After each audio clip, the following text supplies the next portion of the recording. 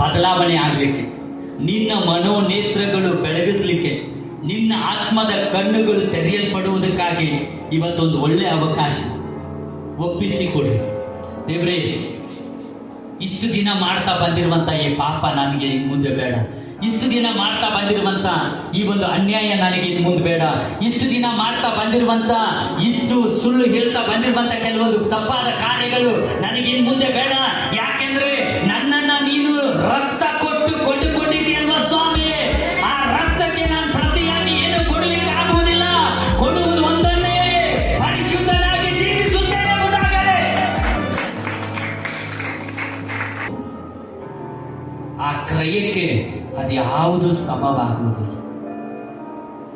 ಅದಕ್ಕೆ ಪ್ರಿಯ ದೇವಚಂದ್ರೆ, ಇವತ್ತು ನಿನ್ನ ಮನೋನೇತ್ರಗಳು ತೆರೆಯಲ್ಪಡಲು ಪೌಲನು ಸೆರೆಯಲ್ಲಿ ಇದ್ದುಕೊಂಡು ಹೇಳ್ತಾ ಇದ್ದಾನೆ. ಇವತ್ತು ಕರ್ತನು ನಮ್ಮ ಮಧ್ಯದಲ್ಲಿ ಇದ್ದುಕೊಂಡು ಹೇಳ್ತಾ ಇದ್ದಾನೆ, ನಿನ್ನ ಮನಸ್ಸಿನ ಕಣ್ಣುಗಳು ತೆರೆಯಲ್ಪಡಲಿ. ಪಾಪಕ್ಕೆ ನಿನ್ನನ್ನು ಎಳಿತಾ ಇರುವಂತ ಕೆಲವೊಂದು ದುರಾಸೆಯ ಕಣ್ಣುಗಳು, ಹೆಮ್ಮೆಯ ಕಣ್ಣುಗಳು, ಕೆಲವೊಂದು ಶಾಪದ ಕಾರ್ಯಗಳಲ್ಲಿ ಮುಳುಗಿಸಿ, ಕೆಲವೊಂದು ಅನ್ಯಾಯದ ಲೋಕದ ಆಸೆ ಆಕಾಂಕ್ಷೆಗಳಲ್ಲಿ ಮುಳುಗಿಸಿ ನಿನ್ನನ್ನು ನಾಶ ಮಾಡಬೇಕಂತ ಇರುವಂತ ಕೆಲವೊಂದು ಕಣ್ಣುಗಳು ಯೇಸುವಿನ ನಾಮದಲ್ಲಿ ಲಯವಾಗಲಿ.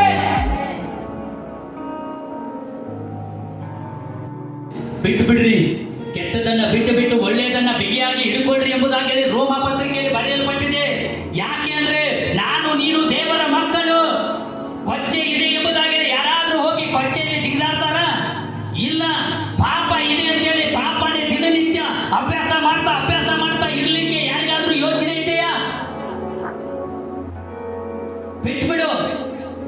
ಅದರಲ್ಲಿ ಇರುವುದಕ್ಕಾಗಿ ನಿನ್ನನ್ನ ಕರೆದಿಲ್ಲ. ನೀನು ಪರಿಶುದ್ಧನಾಗಿರುವುದಕ್ಕಾಗಿ ಕರೆಯಲ್ಪಟ್ಟಿದ್ದಿ. ಒಳ್ಳೆಯದನ್ನ ನೋಡ್ರಿ. ಬಹಳ ಆತ್ಮಿಕವಾಗಿರುವಂತ ಆರಾಧನೆ ಹಾಡುಗಳು ಬರುತ್ತೆ, ಬಹಳ ಆತ್ಮಿಕವಾಗಿರುವಂತ ಸಂದೇಶಗಳು ಬರುತ್ತೆ. ಅದನ್ನು ನೋಡಿ ಆತ್ಮದಲ್ಲಿ ಬೆಳೆಯಿರಿ. ಅದು ಬಿಟ್ಟು ಪಾಪದ ಕಾರ್ಯಗಳನ್ನ ನೋಡ್ತಾ ನೋಡ್ತಾ ನೋಡ್ತಾ ನೋಡ್ತಾ ನಿನ್ನ ಮನಸ್ಸು ಹೇಳುತ್ತೆ, ನಡಿ ಅದನ್ನ ಅನುಭವಿಸುವೆ ಅಂತ.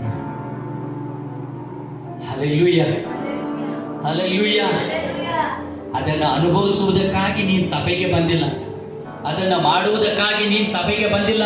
ಯಾಕೆಂದ್ರೆ ನೀನು ಯಾವಾಗ ಯೇಸು ದೇವರು ಅಂತೇಳಿ ಒಪ್ಕೊಂಡ್ಬಿಟ್ಟು, ಯಾವಾಗ ಯೇಸುವೆ ನನಗೋಸ್ಕರ ಸತ್ತಿದ್ದಾನೆ ಎಂಬುದಾಗಿ ಸಮರ್ಪಣೆ ಮಾಡಿದು, ಯಾವಾಗ ಯೇಸುವೆ ದೇವರೆಂಬುದಾಗಿ ಯೇಸುವಿನ ಹೆಸರಿನಲ್ಲಿ ದೀಕ್ಷಾ ಸ್ನಾನ ತೆಗೆದುಕೊಂಡಿಯೋ, ಆವಾಗಲೇ ನೀನೇನಾಗಿದ್ದಿ?